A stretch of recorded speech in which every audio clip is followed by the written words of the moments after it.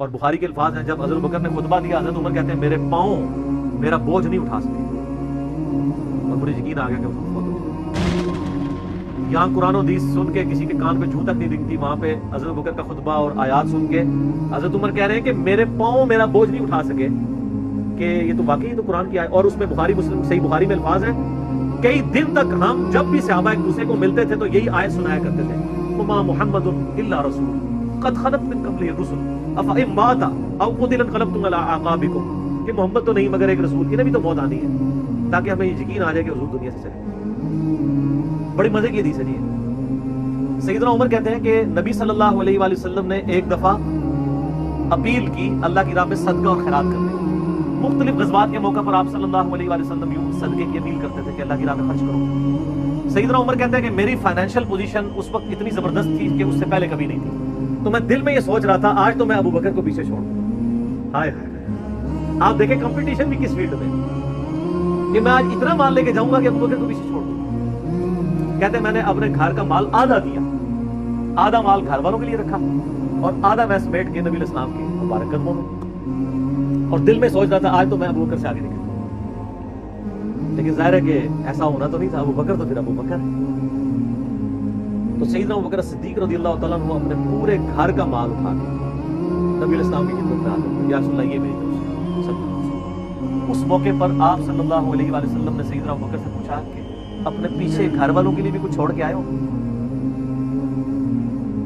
تو سیدنا ابو بکر صدیق رضی اللہ تعالیٰ نے فرمایا ابقیت، میں نے باقی رکھا ہے اپنے گھر والوں کے لیے اللہ اور اس کا رسول عز و جل صلی اللہ علیہ وسلم، یعنی میں اپنے گھر والوں کے لیے اللہ اور اس کے رسول صلی اللہ علیہ وآلہ وسلم کی محبت، ان پر کامل ایمان، کامل یقین چھوڑ کے آئے۔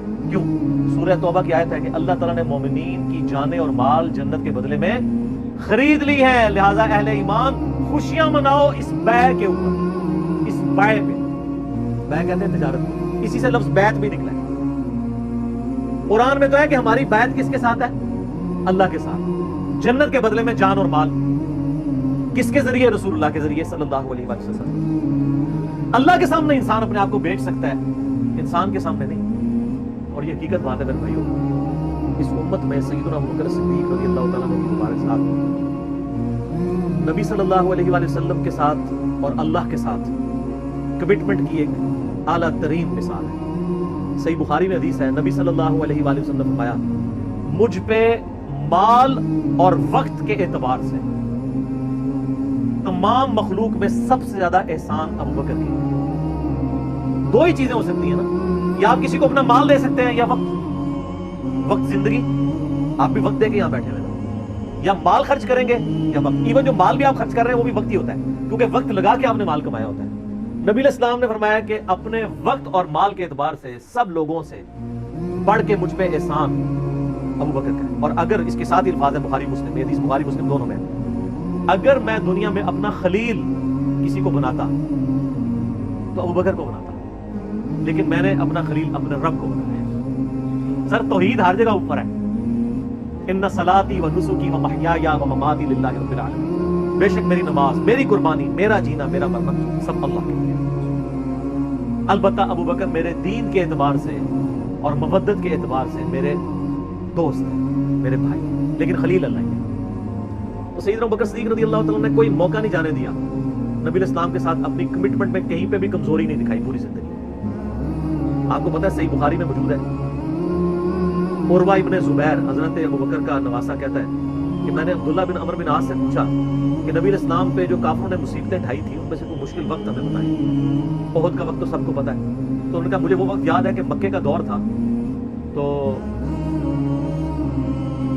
عقبہ ابن ابی معیط جس نے ایک دفعہ نبی علیہ السلام کے، صحیح بخاری مسلم میں آتا ہے کہ کندھے پہ اوجڑی لا کے اونٹ کی رکھ دی تھی، پھر سیدہ فاطمہ آئی انہوں نے ہٹائی، اس نے نبی علیہ السلام کے گردن میں ایک دفعہ چادر ڈالی، صحیح بخاری میں آتا ہے، اور اتنی زور سے کھینچی، گلا دبایا، قریب تھا کہ آپ کی مبارک آنکھیں باہر نکلا۔ تو اتنے میں سیدنا ابو بکر صدیق وہاں آئے اور انہوں نے اس کو مار کے ہٹایا، اور قرآن کی آیت پڑھی، کیا تم ایک شخص کو صرف اس لیے مار دینا چاہتے ہو کہ وہ کہتا ہے کہ میرا رب اللہ ہے؟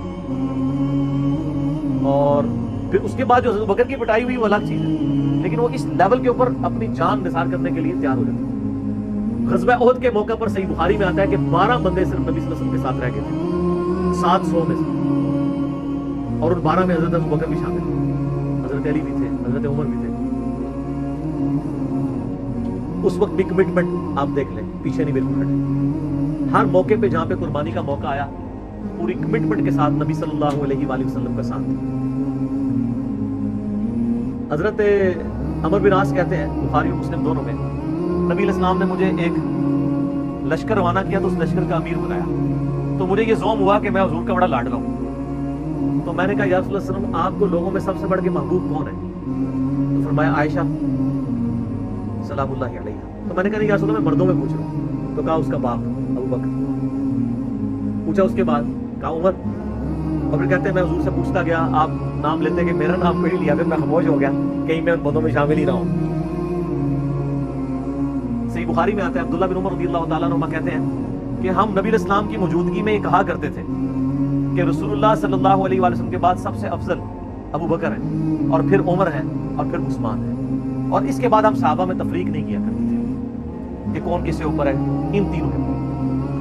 सही बुखारी मुस्लिम में हदीस है, नबी अलैहिस्सलाम एक बाग में बैठे थे, अबू मूसा अशअरी कहते हैं दरवाजे पे दस्तक हुई, आप फरमाया जो कोई भी है उसे जन्नत की बिशारत दे दो। कहा दरवाजा खोला सैयदना अबू बकर। मैंने कहा रसूल ने जन्नत की बिशारत दी। तो उन्होंने कहा कि तकबीर बुलंद की और अल्लाह का शुक्र अदा किया, अल्लाहु अकबर कबीरा वल्हम्दुलिल्लाहि कसीरा। नबी अलैहिस्सलाम कुएं की मुंडेर पे बैठे हुए थे, आपने अबू बकर को अपने दाएं जाने बिठा लिया, टांगे लटका के। वो जो पुराने जमाने में बड़े कुएं होते थे ना, वो छोटी सी दीवार बाहर निकली हुई होती। फिर थोड़ी देर बाद दस्तक हुई, आप मैं अब भी जो आता है जन्नत की बिशारत दे दो। दरवाजा खोला सैयदना उमर, उनको बिशारत दी, उन्होंने भी फिर अल्लाह की हम्द और तकबीर बुलंद की। फिर तीसरी दफा दस्तक हुई, फरमाया अब जो कोई है उसे जन्नत की बिशारत दो, लेकिन उन मुसीबतों और परेशानियों के साथ जो उसे आएंगी। दरवाजा खोला तो सैयदना उस्मान, उन्होंने अल्लाह की हम्द बयान की और कहा मैं अल्लाह की पनाह में आता हूँ उन फितनों से और परेशानियों से जिसे मुझे इसका सामना करना चाहिए। हज़रत उमर को हुजूर ने बाईं जानिब बिठा लिया, अब दाएं और बाईं जगह खत्म हो गई थी, तो हज़रत उस्मान सामने आके बैठ गए। रावी कहते हैं कि मैंने इससे ये रिजल्ट निकाला है कि अबू बकर और उमर रसूलुल्लाह के साथ दफन होंगे और हज़रत उस्मान की कब्र रसूलुल्लाह के सामने बनी। सर आज भी मैं हज़रत उस्मान गनी की कब्र मुबारक पे कई दफा हाजिर हुआ, एग्जैक्ट रोजा शरीफ की सीध में कदमों की जानिब, और अबू बकर उमर साथ है। कब्र रसूल पे मेरे हाजिरी वाला लेक्चर भी है, मैंने बकायदा उसमें नक्शा बताया है कि किस तरीके से कब्रें हैं। ये बहुत बड़ी फजीलत है कि सैयदना अबू बकर उमर नबी अलैहिस्सलाम के साथ दफन हुए उस जन्नत के टुकड़े में। तो बुखारी में हदीस है, मेरे घर से मेरे मिंबर तक जन्नत के टुकड़ों में से एक टुकड़ा है, और इमाम बुखारी ने बाब बांधा है कब्र रसूल से मिंबर रसूल जन्नत का टुकड़ा है।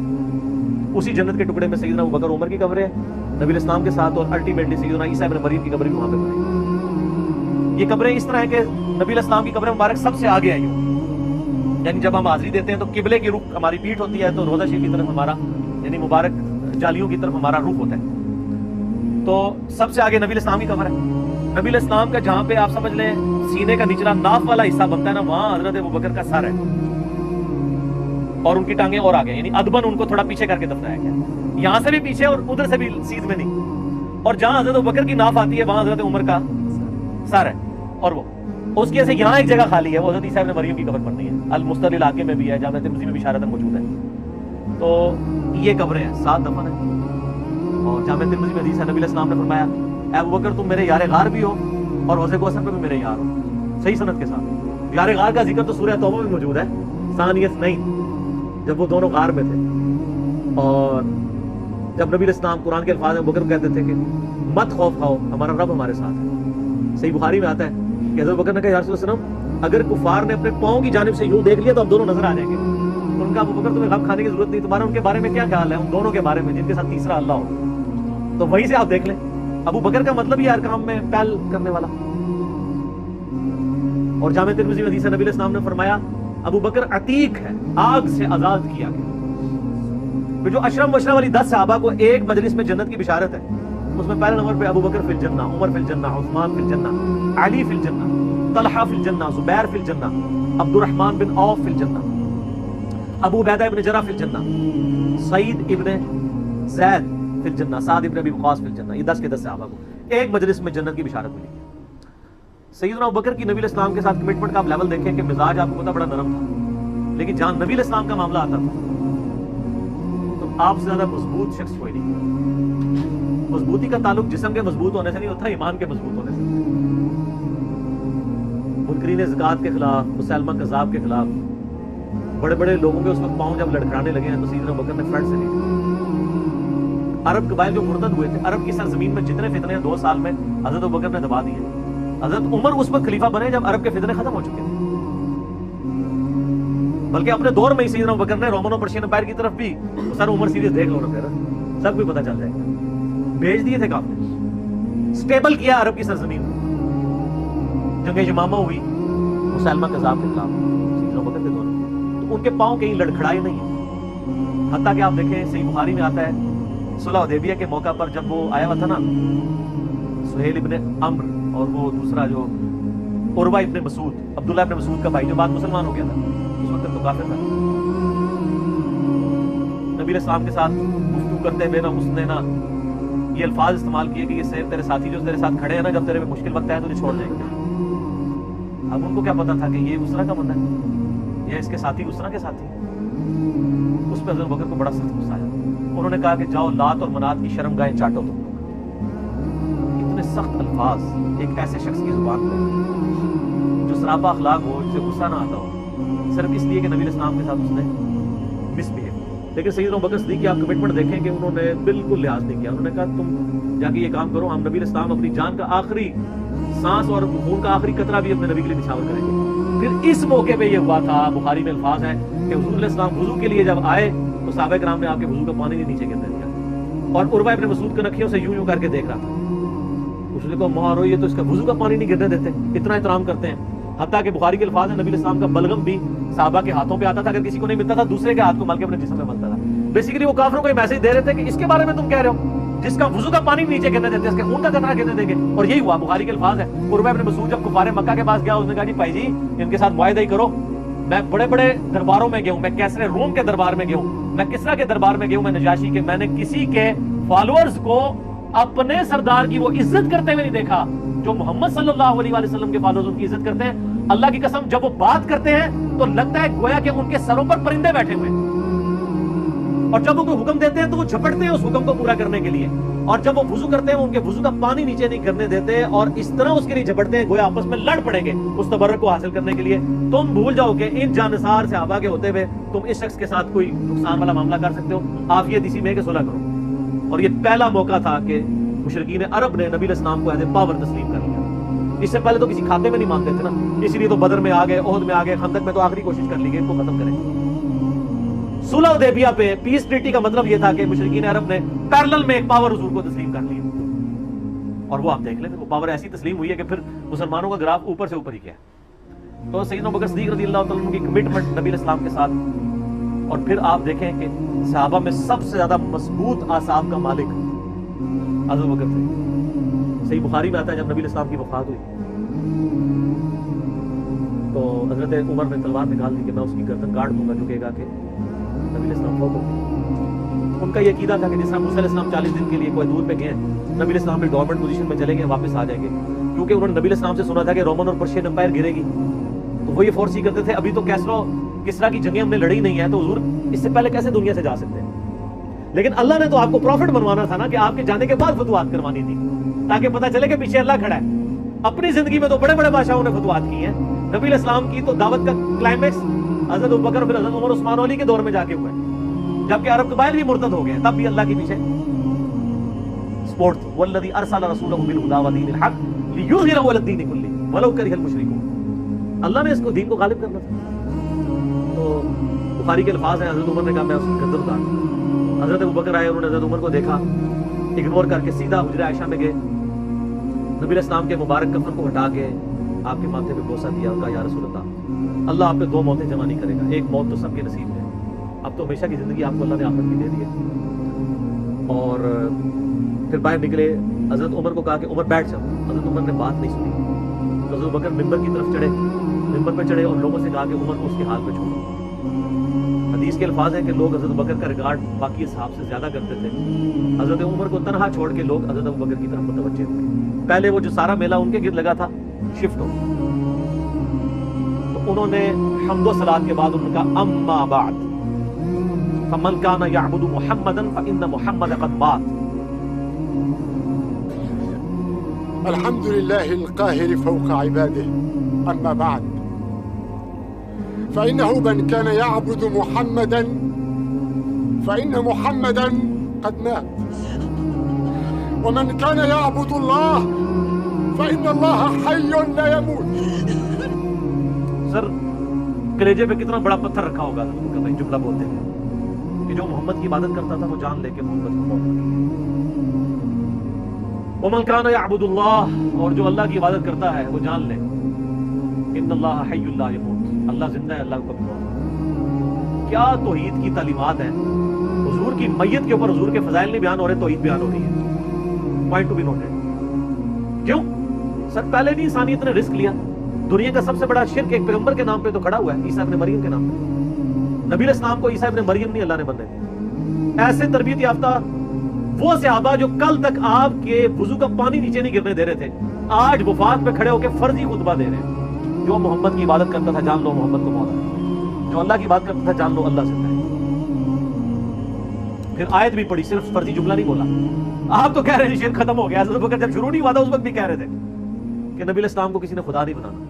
کیونکہ بخاری حدیث ہے، دیکھنا میری شان کو اس طرح بلند نہ کرنا جس طرح عیسیٰ ابن مریم کو لوگوں نے کیا. میں اللہ کا بندہ اور اس کا رسول ہوں، مجھے اللہ کا بندہ اور اس کا رسول ہی کہنا. سر وارفتگی، دیوانگی، عشق کی ساری کیفیت حضور کی وفات کے بعد بالکل چینج ہوگی. صحابہ ہونا تو چاہیے تھا جو وضو کا پانی نہیں گرنے دے رہے تھے جا کے قبر کی مٹی چاٹنا شروع کر دیتے. ایسا نہیں، وہ تعلیمات کی باؤنڈریز کو کراس نہیں کرتے. تو پھر انہوں نے آیت پڑھی سورہ آل عمران آیت نمبر 144، وما محمد الا رسول قد خلت من قبله الرسل افئن مات او قتل انقلبتم على اعقابكم. محمد تو نہیں مگر ایک رسول ہی. اگر یہ فوت ہو جائے یا دین جو جنگ میں قتل کر دیے جائیں، شہید ہو جائیں، کیا تم دین سے الٹے قدم پھر جاؤ؟ جو کوئی دین سے الٹے قدم پھیرے گا اللہ کا کوئی نقصان نہیں کرے گا اور اللہ ثابت قدم رہنے والوں کو جزا دے گا. پھر سورہ الزمر کی آیت نمبر 30 پڑھی، انک میت و انہم میتون. نبی تمہیں بھی مرنا ہے اور ان کو بھی موت آنی ہے تمہارے بعد. پھر تم اللہ کے حضور جھگڑو گے، اللہ تمہارا فیصلہ کرے گا. یہ سیدنا ابوبکر کی حضور کی وفات کے وقت استقامت تھی. پھر جھگڑا کھڑا ہو گیا حضور کو دفنانا کدھر ہے. جامعہ ترمذی میں حدیث ہے، سیدنا ابوبکر کہتے ہیں کہ میں نے نبی علیہ السلام سے یہ بات سنی تھی کہ اللہ اپنے پیغمبر کو وہیں پہ موت دیتا ہے جو اس کے لیے سب سے پسندیدہ جگہ اللہ کے نزدیک ہوتی ہے. تو حضور کی جو چارپائی ہے نا اس کے نیچے ان کی قبر، وہاں پہ اللہ نے ان کو موت دی. پہلے صحابہ میں رائے نہیں طے ہو رہی تھی کہاں دفنانا. پھر سنن نسائی الکبریٰ کے اندر پورا وفات النبی چیپٹر ہے، سنن ابن ماجہ میں بھی موجود ہے کچھ حصہ اس کا.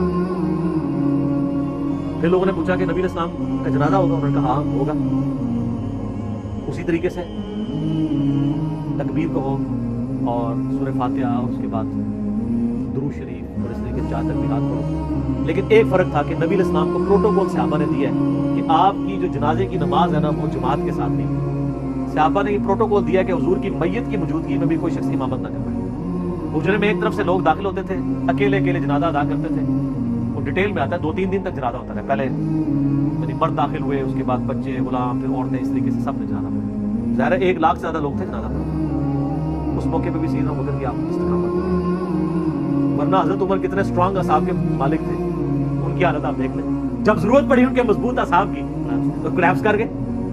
ابوبکر ہی کھڑے ہوئے تو حضور کو پتا تھا نا میں نے مصلی پہ کسے کھڑا کرنا ہے. اور بخاری میں الفاظ ہے جب مصلی پہ کھڑا کیا فرمایا ابوبکر کے علاوہ سارے دروازے بند کر دو. صرف ابوبکر کے گھر کا دروازہ جو مسجد کی طرف کھلتا ہے، جو مسجد کا دروازہ ابوبکر کے گھر کی طرف ہے وہ کھلا رکھو، باقی سارے بند رکھو. تو نبی علیہ السلام کو یہ پتا تھا کہ کس لیول کا کس بندے کا یعنی ایمان ہے، اس کے اصحاب ہیں.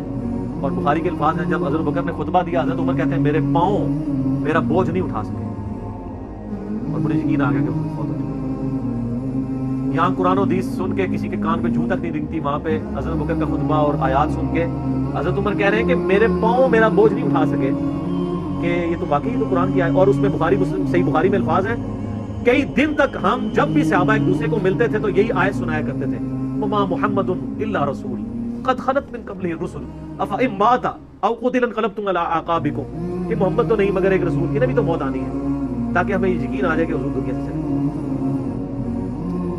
تو یہ صحابہ کرام علیہ رضوان کی نبی علیہ السلام کی عقیدت تھی. اور سیدنا ابوبکر آپ کو بالکل سب اول میں نظر آئیں گے، ٹاپ آف دا لسٹ، معاملات کو ہینڈل کرنے میں، چیزوں کو بالکل من و سنت کے مطابق ڈالنے میں.